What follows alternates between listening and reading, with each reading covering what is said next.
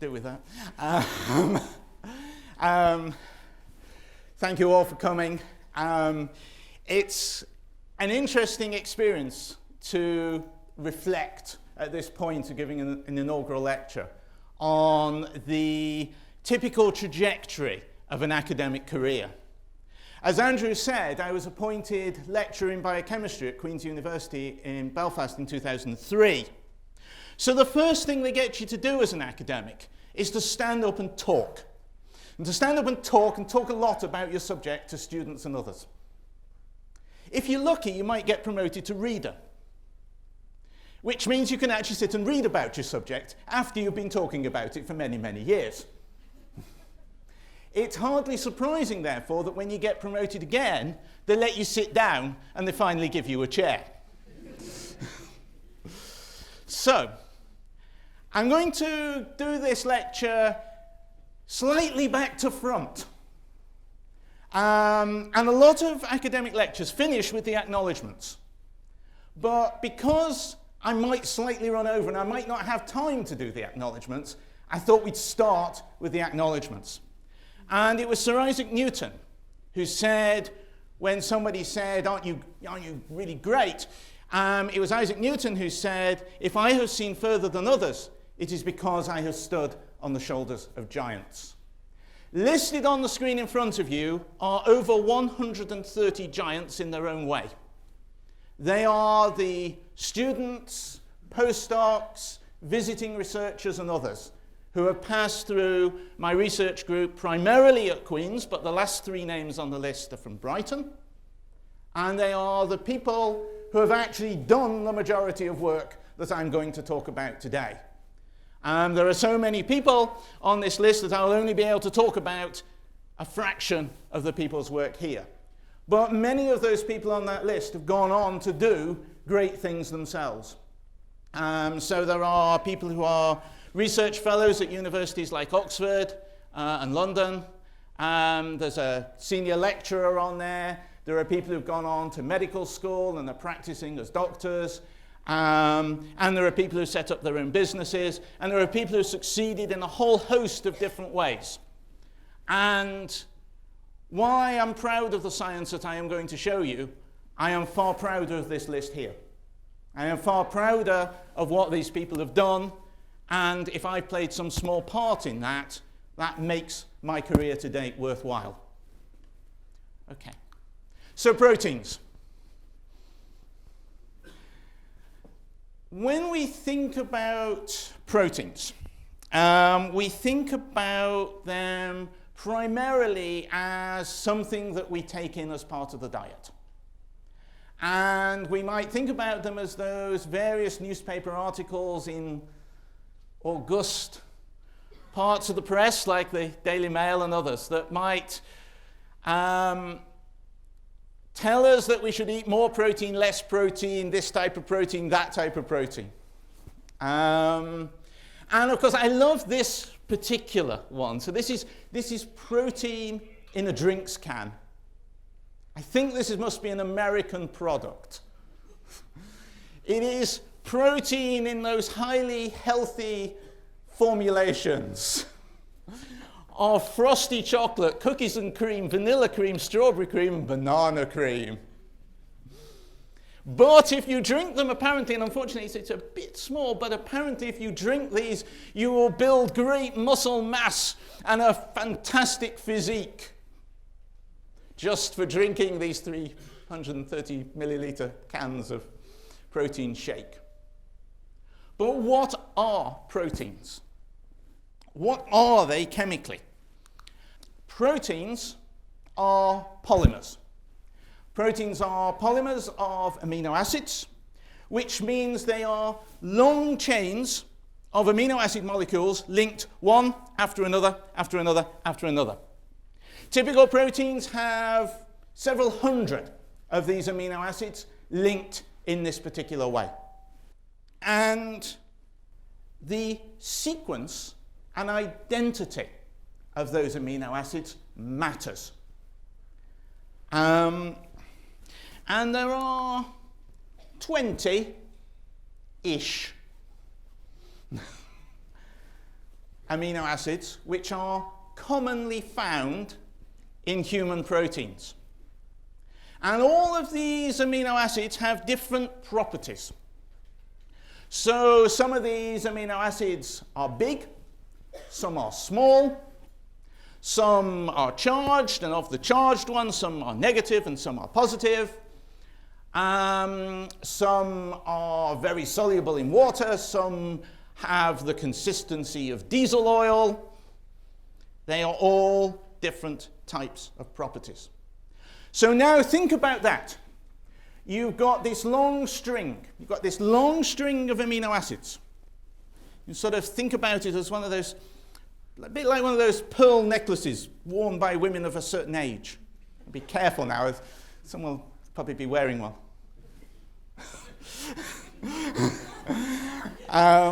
So you imagine sort of a string of pearls, but actually each one of those pearls has a unique chemical property. So we have positively charged pearls, and we have negatively charged pearls, and we have big fat greasy pearls, and we have little slim water soluble pearls, and we have long pearls and short pearls, and all kinds of different properties and all kinds of different ways of interacting with each other. So what will happen if we have that long string of pearls of different chemical properties is that they will tend to associate with each other, to interact with each other within that chain, and that chain will begin to wrap up and fold up. And it will begin to wrap up and fold up in a way that's determined by the sequence and properties of those amino acid residues. So, not surprisingly, if you've got a positively charged pearl and a negatively charged pearl, they will tend to try and seek each other out, and they will tend to try and get next to each other so that the positive and negative charge can be next to each other. But remember, these are part of a string of pearls. So if two amino acid residues at different parts of the string of pearls want to get next to each other, they can't just move in isolation. So when they move to get next to each other, that affects how the rest of that string folds up. And of course, it isn't just two of the residues that are interacting with each other. Many of the residues would like to be next to each other, and some of the residues would really like not to be next to each other. So they try and get to other parts, they get to as far away as possible from each other in the protein. And this all happens, and it doesn't need any external influences to make this happen. It just happens. This whole thing starts to fold up together. And broadly speaking, if we have the same sequence of amino acids, and we let it fold up by all the amino acids that want their positives and negatives getting next to each other, and the big greasy fat ones all clustering together. Big greasy fat ones, by the way, they really like to be together. They all cluster together in the middle of the protein, and they all hide our way, being big and greasy and fat together. And all the water-soluble ones go out onto the surface. And this causes the structure to form up. And if we do the same sequence of amino acids in one test tube and the same sequence of amino acids in another test tube, it will fold up to nearly the same structure. And in fact, proteins fold into these very, very beautiful three-dimensional shapes. And I'm going to show you some examples of the kinds of shapes that they can fold up into. Now, these are not these are not proteins viewed under a very, very powerful microscope. These are representations of the experimentally determined structure. So if you did have a very, very powerful microscope and you looked at this protein, it would not look blue. And it would not have, and it certainly wouldn't have nice highlighting on it and so on. But what you would see is that the string of amino acids, the pearl necklace, if you like, has folded up into this overall structure. And you see that actually in proteins there are certain things that happen a lot. So you can see in this one, for example, there's lots of these these helices, where the protein kind of winds round like this. And very many proteins have that kind of helix in them. And also, you see here, there's these sort of almost but not quite parallel strands. And again, that's something that we very commonly see in different protein structures. But exactly which residues form helices and which ones form sheets and which ones form these sort of more random loops that link the helices and sheets together, that's different in every single protein. So we get a whole variety of different shapes made of these sheets, helices, loops, turns, and random bits in between that form these overall three-dimensional shapes. And they really are quite different.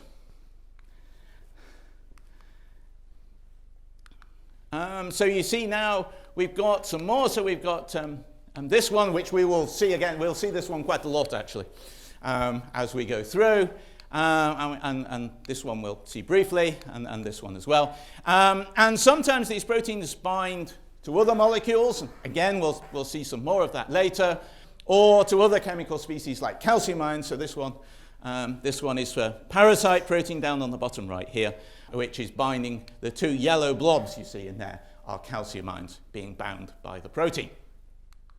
So one of the first things that you learn as a biochemist is that structure determines function.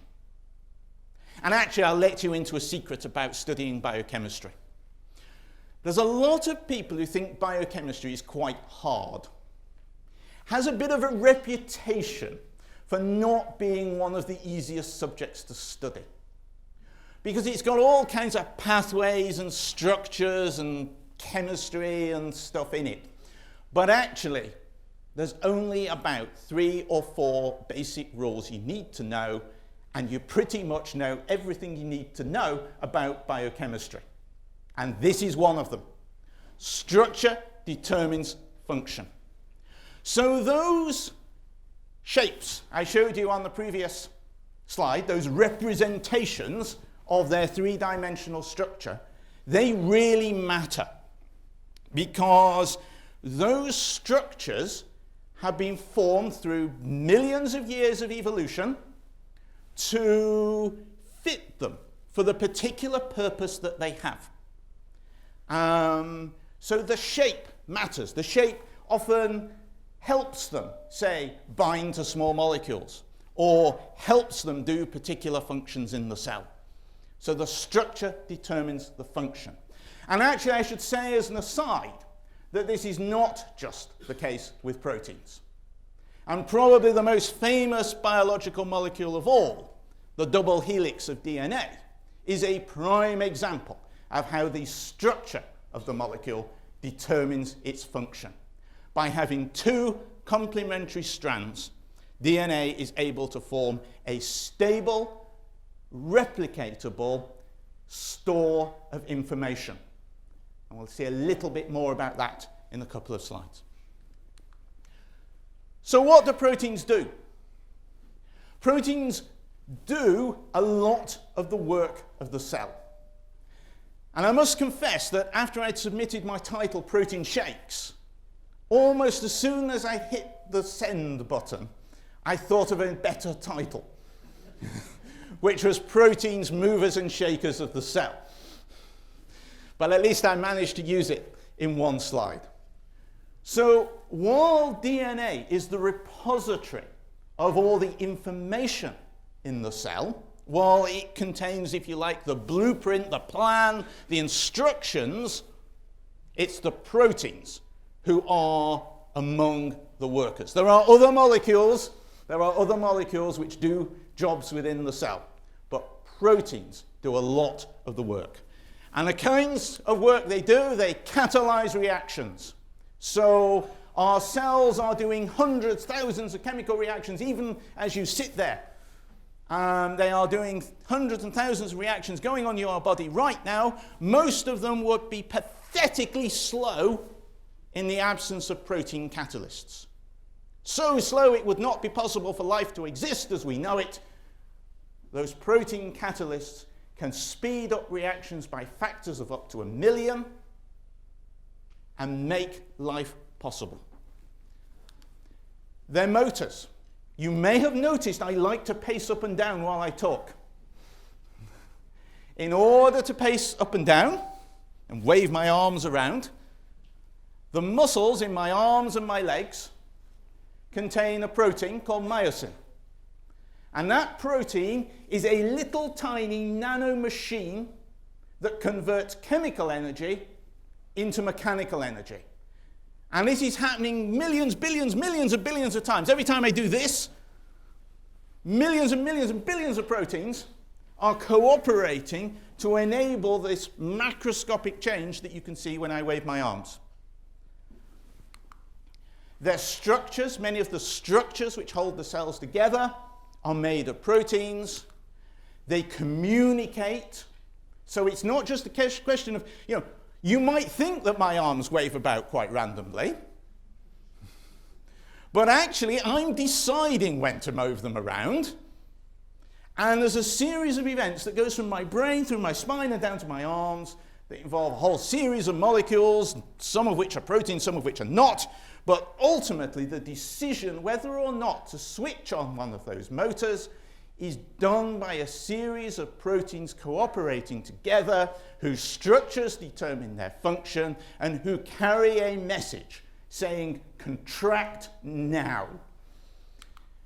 And then there are channels which sit in the surface of our cells, and they determine what goes in and what goes out of the cell.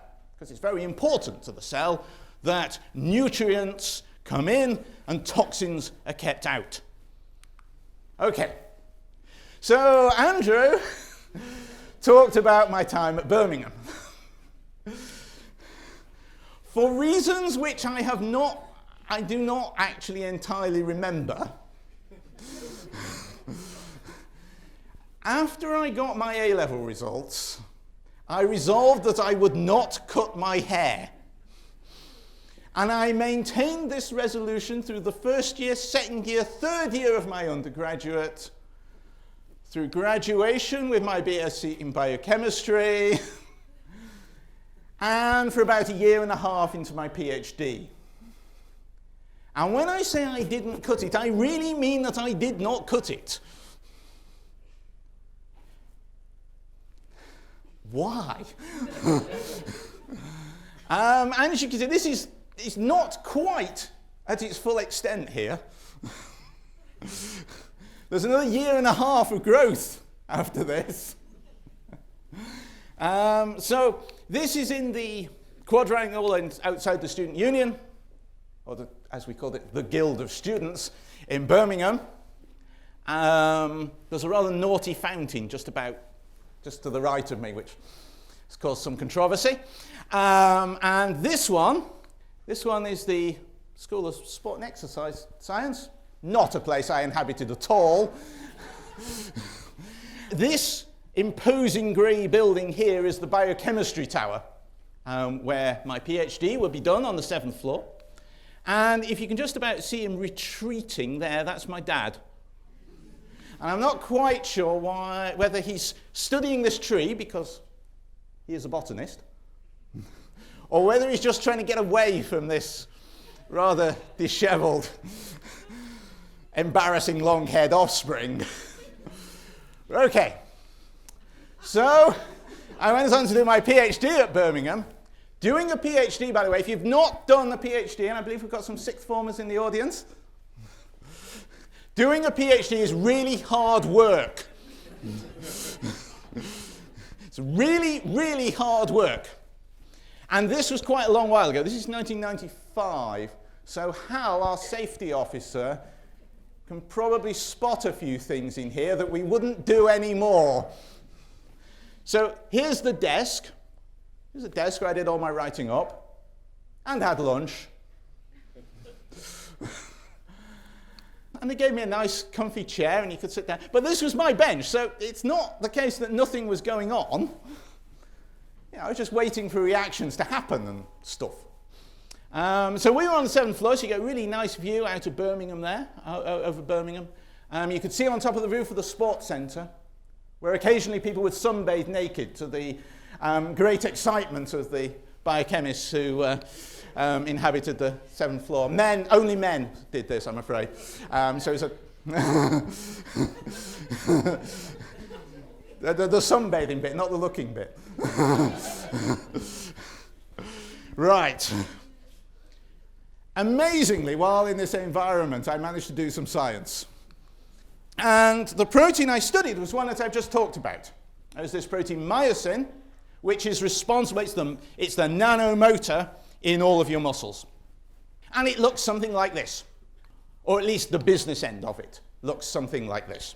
So this sort of mainly green part here on the left it's the motor, it's the engine.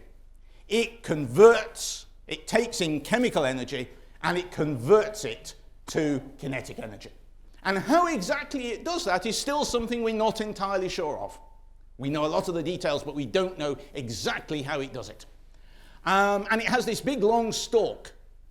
It's this big long stalk, and actually this is only a fragment, and if we had all of the molecule in this picture, this long stalk here would actually go somewhere down into the basement of the building. So it's very, very long, the stalk.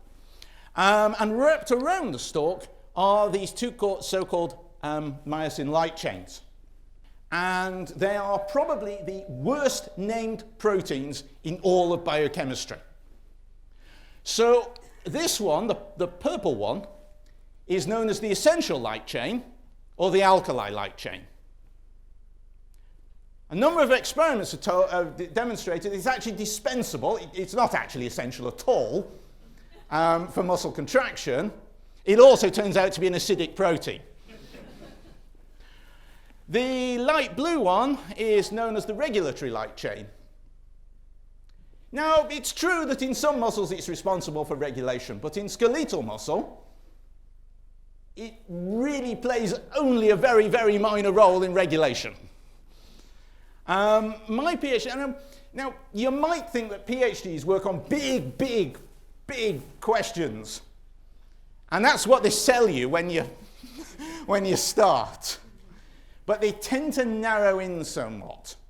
So we've got this big question: how does this molecular motor generate kinetic energy? And what exactly does this not so very essential, definitely not essential alkali light chain do? That was kind of my PhD.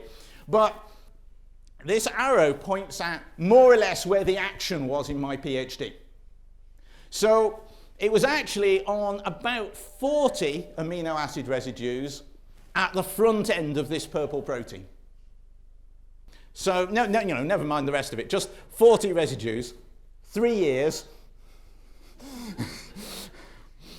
You can't actually see them in this picture, by the way. They're not shown in the picture. Right. I'll get back to what we actually discovered, but there's a second fundamental piece of biochemistry that I need to show you before I can explain what we actually did. And this is the so-called central dogma of molecular biology. And I said earlier that DNA is the store of information for the cell. And I said that DNA replicates itself. And DNA replicates itself with amazing fidelity. You know, the error rate in the replication of DNA is very, very small indeed, and it needs to be. But it copies. It can be copied. However, copying DNA doesn't allow the information in the DNA to be used to control the cell. So DNA is transcribed into this other species, RNA, and the RNA is translated into protein. So if the cell needs to do something using a protein, then it will initiate various switches to transcribe and translate a sequence of DNA, which biochemists call sloppily a gene, but geneticists really don't like us calling it that. And so the sequence of DNA will be transcribed and translated and a protein produced in order to do a particular job in the cell.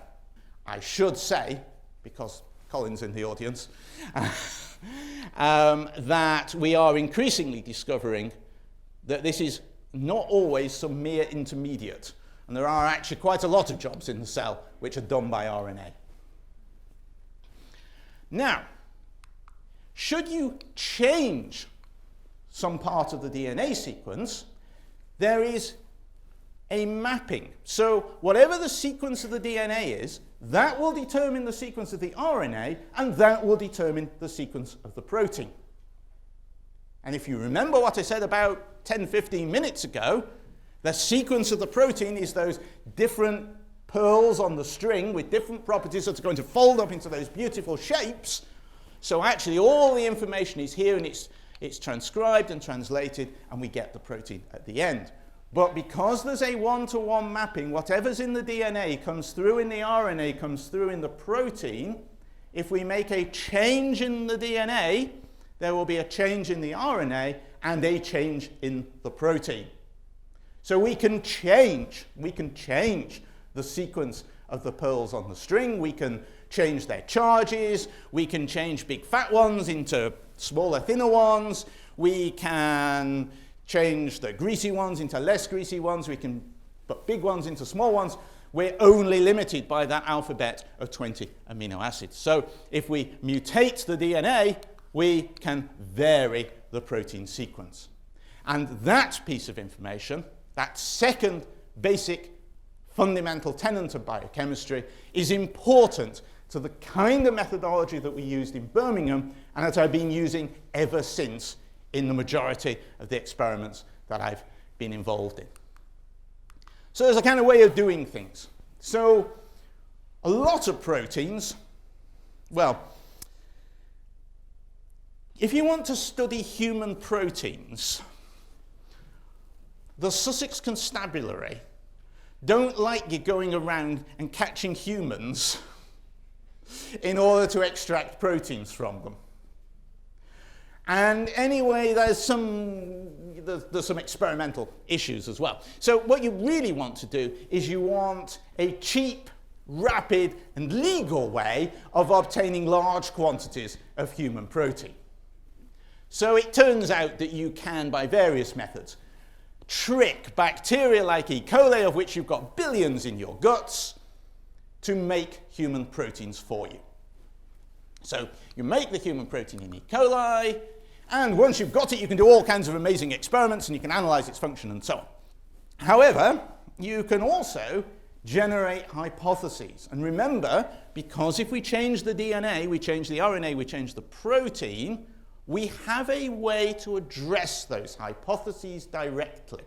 So if we hypothesize that pearl number 257 is very important, and it's very important because it's positively charged, we can actually change the DNA so that we change pearl number 257 into something else.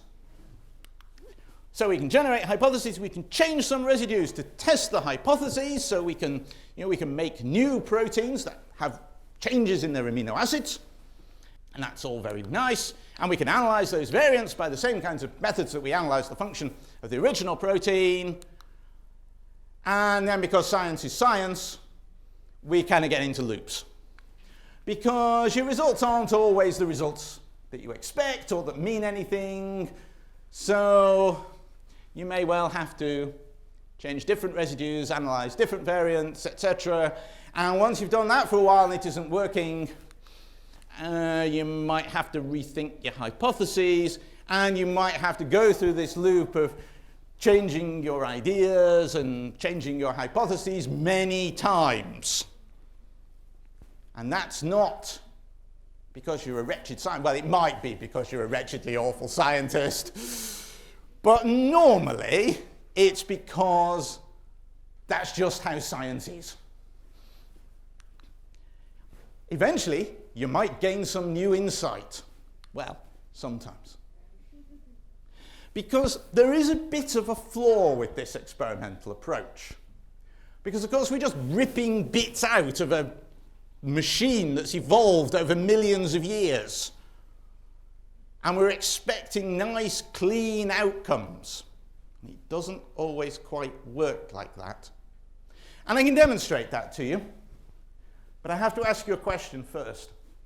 Does anyone have a pet frog?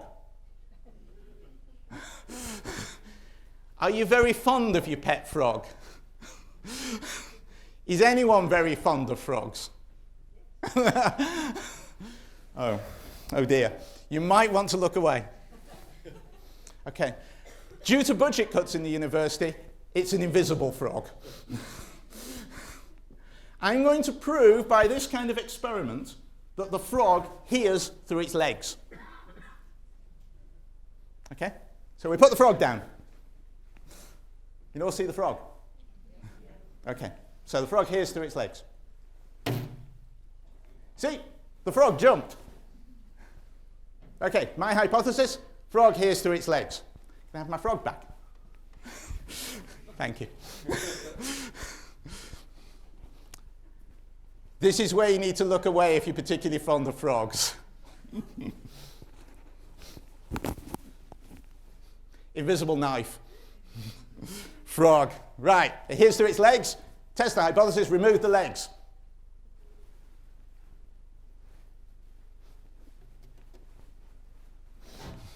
Okay, now we repeat the experiment. See, frog didn't jump. Frog hears through its legs. Are you convinced?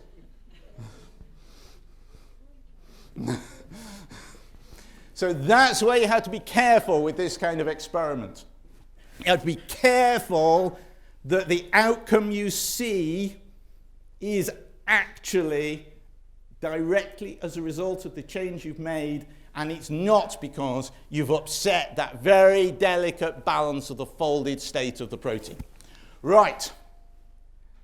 End of my PhD. You notice something miraculous has happened here. The hair has gone.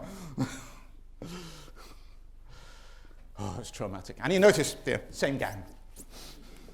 So what did we do? Well, it turns out that those residues at the very end of that not very essential, definitely not alkali light chain, they're on a kind of rod. They're kind of on a sort of stick. And we varied the length of the stick, and we showed that the length of the stick is important. And we showed that if you cut the stick right off, certain things stop happening. And we did check it wasn't legless frog. And then because studying 40 amino acids was really just too much for us, we honed in on the first 5. And we made some changes in the first 5, and we showed which ones in the first 5 were important. And we showed, I think, if I remember rightly, that there's a couple of positively charged residues in there that are really important for the function of that essential light chain. Okay, right. And now I want to tell you about my favorite enzyme, because every biochemist should have a favorite protein, nucleic acid, or enzyme. I like this protein, galactokinase, so much I made it a Facebook group. And the Facebook group is for, I think it says for all lovers of galactokinase, of whom there are 8 in the entire world. 7 of whom are not me. 1 of whom is not actually known to me. What's slightly worrying is that one of my former students hasn't joined, one of my best friends hasn't joined, and my fiancée hasn't joined. But, right, what does galactokinase do? And this is some work that started in Richard Rees's lab in Manchester, and it's kind of the project that just kept going. So it kept going into Queen's, University Belfast, and I've still actually got a student working on it now at Queen's. You should be writing up. If you're watching this, Megan, write up. So what galactokinase does is it's one of these catalysts, and it catalyzes a relatively simple reaction.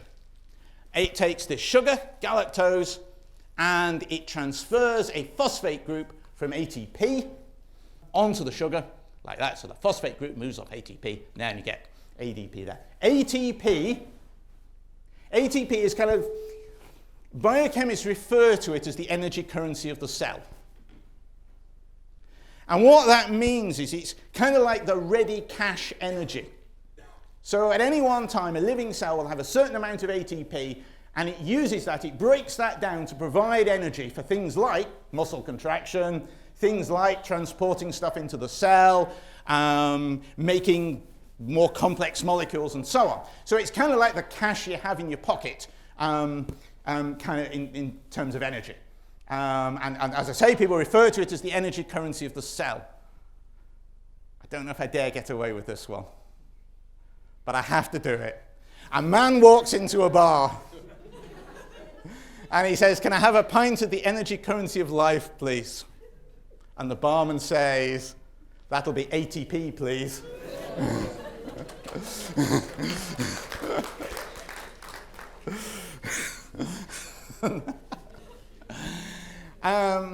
So ATP is being used here to activate a particular metabolic pathway.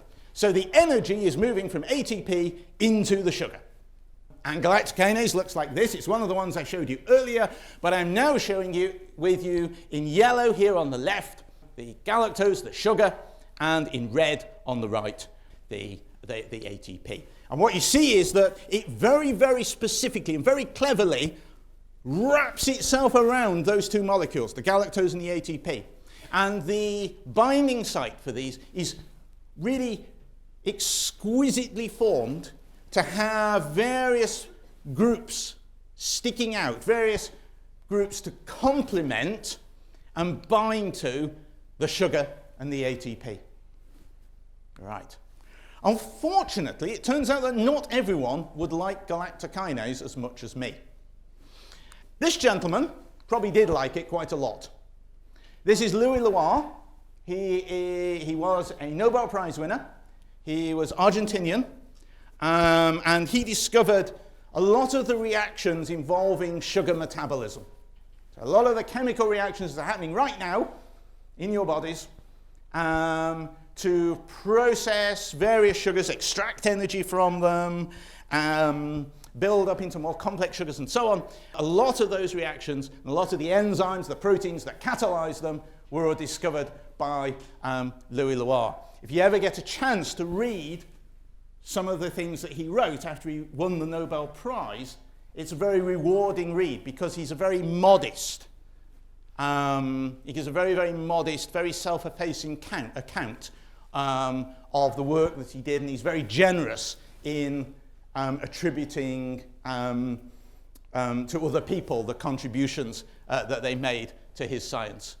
So it's involved in the pathway that bears his name, the Leloir pathway, and what the Leloir pathway does is it helps extract energy from galactose. And if you've drunk any milk today, if you had any cheese or yogurt, ice cream, actually you've eaten a little bit of galactose. Some sweets have galactose in, and meat has a small amount of galactose, and some vegetables, but I don't know much about vegetables. However, there are people who have problems with their Leloir pathway because the enzymes in their Leloir pathway don't work properly.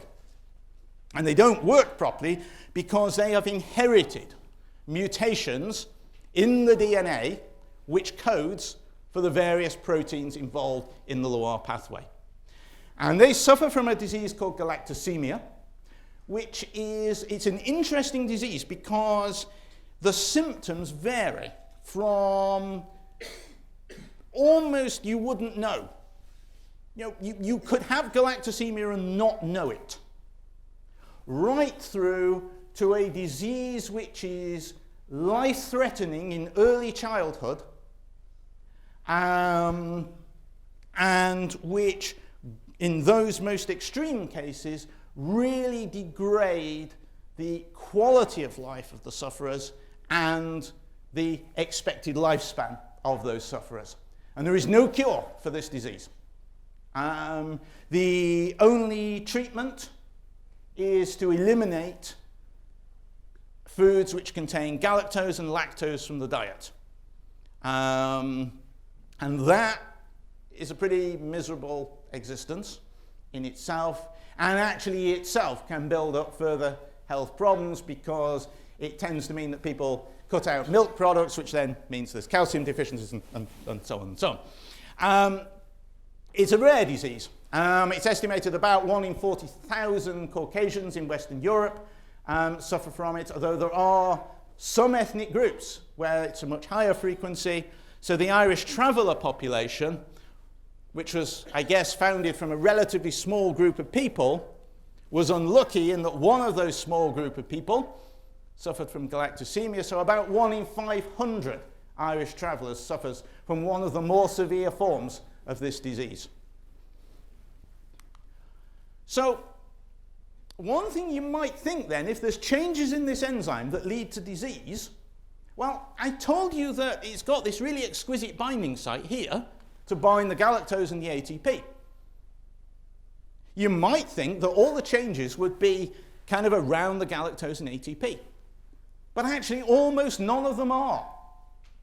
And I hope you can see in the sort of light pink, these shows the places where the amino acids are changed within the protein, changed within galactokinase, to give and are associated with one of the types of galactosemia. So changes everywhere. Changes throughout the structure. There's no particular region where they cluster. They are not, by and large, around the binding site. And some of them are on the surface, on the edge. Some of them are buried within the center of the structure. So take-home message number one. Take-home message number one is that these disease-associated mutations cause changes away from the active site, away from the binding site for the galactose and the ATP. So there must be some way, if these changes are affecting the periphery of the enzyme, there must be some way of communicating the information that has been a change to the catalytic part of the enzyme. How might we communicate change? Oh, we're on to biochemist rule number 3 now. I'm teaching you nearly the whole of the biochemistry degree in about 50 minutes here. So these sequence variations, they might alter the local structure.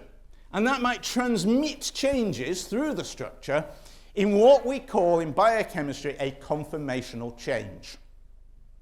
Conformational changes are everywhere in biochemistry. Anytime you don't quite understand what's going on, in the discussion of your paper, you hypothesize that there could be this could be the result of a conformational change. And you usually write at the end of that, the nature of which is yet to be determined. Which means I haven't got a baldy notion, as they say in Northern Ireland. But there's another way we could communicate that change. So far, I have depicted proteins as relatively static structures. I've depicted them as these beautiful, stable kind of things with the helices and sheets and so forth. But that's not how molecules really are. Molecules are constantly in motion, and there's all different types of motion that a molecule can have. And actually, the sequence variations might change how the protein's moving at a particular place. And that local mobility might be transmitted all the way through the protein. And we know that this happens in some proteins. Okay, so hopefully this will work. Now, this is galactokinase again, and it's a video made by Megan in Belfast. And what this shows is the kind of overall motions that protein is undergoing. And again, this is not as looking down the microscope at the protein. This is us taking that experimentally determined structure I showed you a few slides ago and doing a computer simulation as to how it might move. And it's showing you the sort of major movements, this one. How the sort of, not necessarily how each pearl on the string of pearls is moving, but how the string is moving, And it's just sort of, it's sort of doing this. And it's doing that, and all your proteins and all your cells are doing that right now. Not exactly like that. They've all got different types of motions, but they're doing that. They're sort of, But those motions are important. But there are more motions overlaid on top of that, and this is another computer simulation of galactokinase. But this one now, we don't just see the string, but we see all the pearls as well. And we see all the sort of pearls, and we see that not only is the string, the backbone, moving around, but we actually see that all all the bits that stick off are kind of wildly now moving around. You see some of them are sort of waving around all over the place. And this is a consequence of just how molecules are. Molecules move around and the motion and so on. But proteins exploit this motion to facilitate their various structures, functions, and the processes they're involved in cells. The other reason I like this, and I hope you can see it too, is it looks awfully like a sheep, don't you think? You see a sort of head, leg, and it's kind of running along the... About half of you can see it. Right, okay.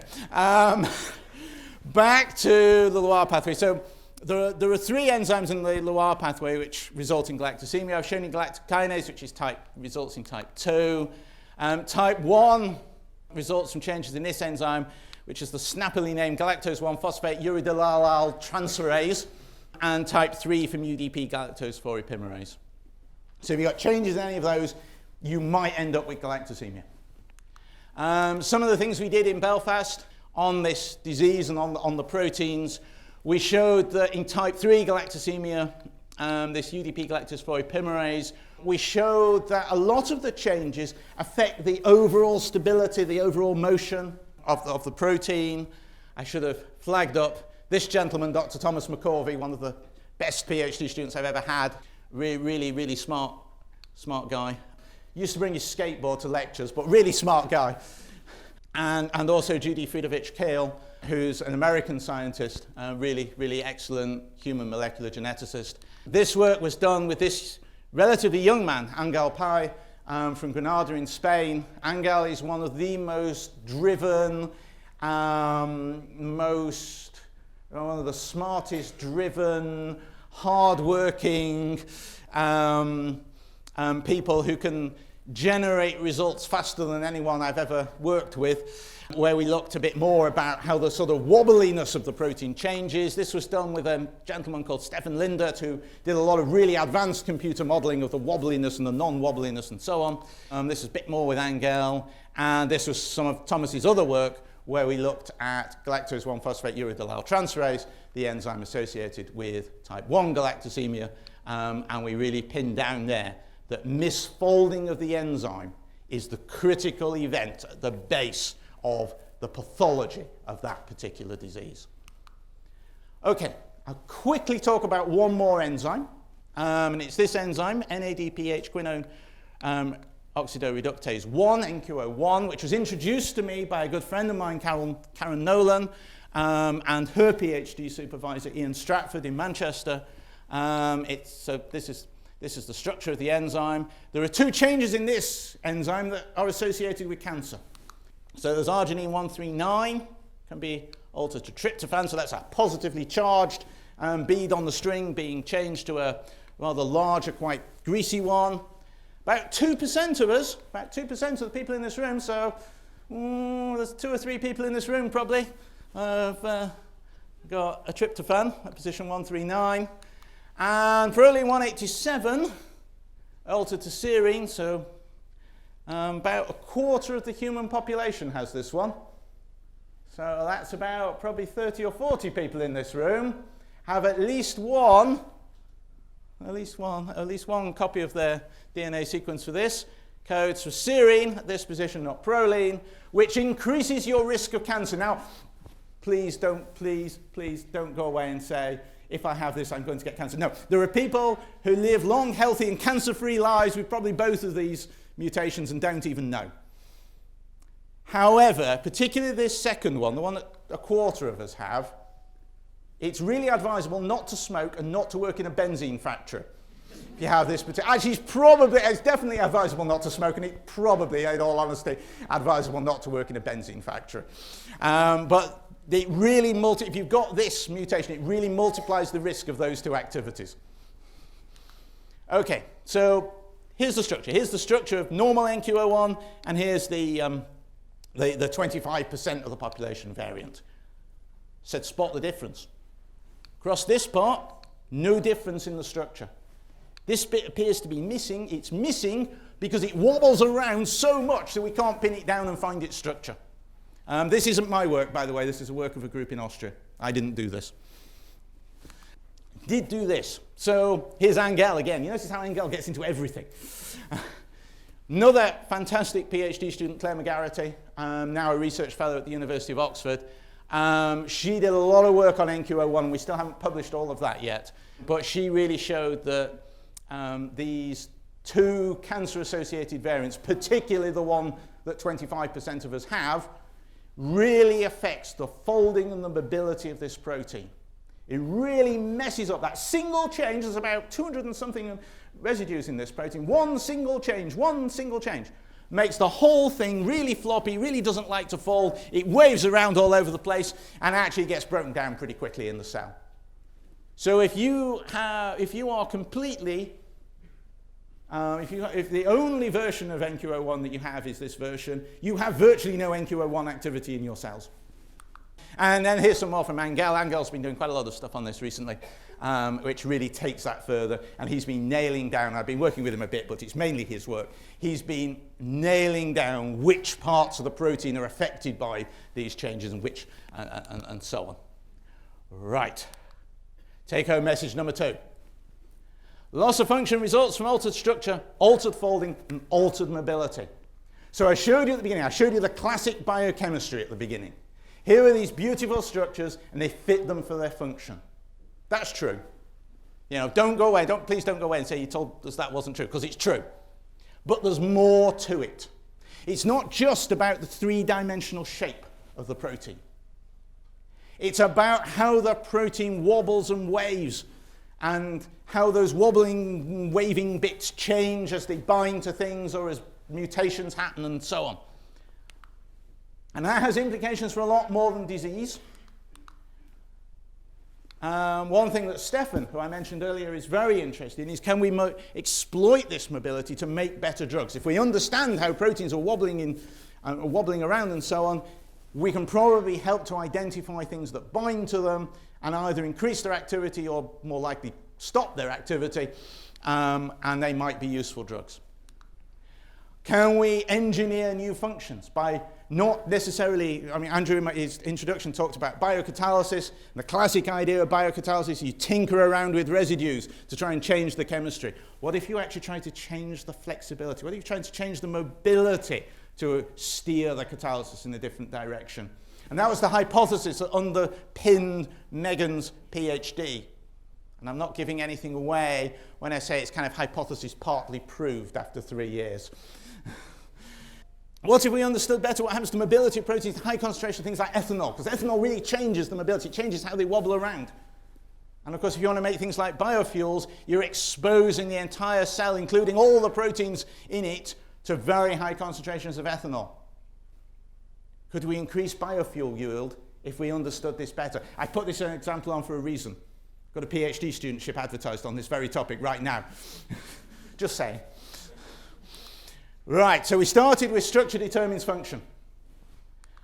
I want to move us on to the idea that structure and mobility determine the function of proteins. And I haven't had time, and to be honest, I don't have the same expertise, but I could develop the same argument, not just for proteins, but for nucleic acids, for DNA, RNA, for functional carbohydrates, and for the lipids, the fat molecules and so on, that are in your cells. Almost finally. I said I was doing everything the wrong way around, so I did the acknowledgements at the beginning, I'm going to do the dedication at the end. I want to dedicate this to my teachers, and I'm defining that very broadly. I don't just mean the science teachers that I had at school or the lecturers that I had at Birmingham or my PhD supervisors, because I do include them, but I include my English teachers at school who actually taught me how to write stuff in a way that other people might read. And I include a few people in here who might not formally be thought of as my teachers. I mean, there's two very important ones. My parents, who opened my eyes to the world around me and gently not guiding me, that's the wrong word, but showed me the possibilities that exist in looking at the world with a scientific eye, And the idea of posing hypotheses, testing hypotheses, being critical, questioning why things are why they are, and indeed questioning why people say they are why they are, and possibly thinking they might be wrong. And to Samantha, who's... don't worry, I'm not going to do what they did in last week's inaugural. For those of you who weren't there, last week's inaugural lecturer proposed at this point in the lecture. She said yes, it was fine. To Samantha, who's teaching me that there's a whole world out there that isn't biochemistry. And it's actually quite good. And I want to finish with a quote from my scientific hero, the physicist Richard Feynman, the Nobel Prize-winning scientist Richard Feynman. If you haven't read Surely You're Joking, Mr. Feynman, just read it. It's the most inspirational book for anyone who is a scientist or thinking they might like to be a scientist. It shows the absolute untrammeled joy and exhilaration you can get from finding out the fundamental details of how things work, and the fun that you can have in that process. But he also said the first principle when doing science, or any kind of inquiry, I guess, is that you must not fool yourself, and you are the easiest person to fool. I hope that I have not fooled myself too much in my scientific career. I hope that this evening I have managed to either fool you, entertain you, or maybe even educate you. But more than anything, thank you for coming.